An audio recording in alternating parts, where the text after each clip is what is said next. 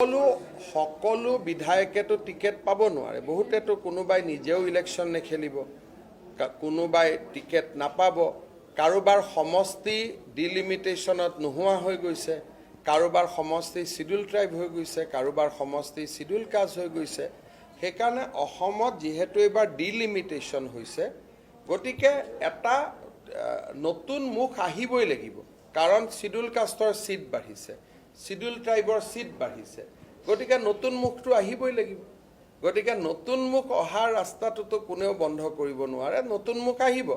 কিন্তু কিমান আহিব, কি আহিব, সেই কথাটো ক'বৰ কাৰণে এতিয়া বহুত সময়। কাৰণ চৰকাৰৰ আজি ইমান দিনটো আমি মুখেদি কৈ আছিলোঁ যে আমি আপোনালোকক মহিলা উদ্যমিতাত 10,000 টকা দিম, আমি CM আত্মনিৰ্ভৰশীলত আমি 2 লাখ টকাকৈ দিম, চাকৰি 2 লাখ কৰিম। আমাৰ বহুত কামটো অহা 15 আগষ্টৰ পৰা আৰম্ভহে হ'ব। গতিকে এতিয়া এই আঁচনিবোৰ যোৱাৰ পিছতহে এজন MLAৰ আমি এছেছ কৰিব পাৰিম যে MLA জনৰ পজিশ্যন ভাল নে বেয়া।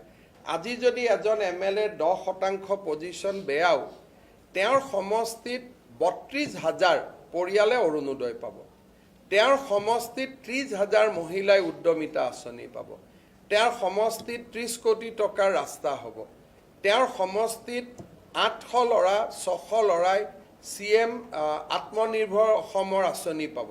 এই আঁচনিবিলাক যদি ভালকৈ ৰূপায়ণ কৰে, আজি যোন 10% তলত আছে তাৰো 50% সি ওপৰত আহি যাব।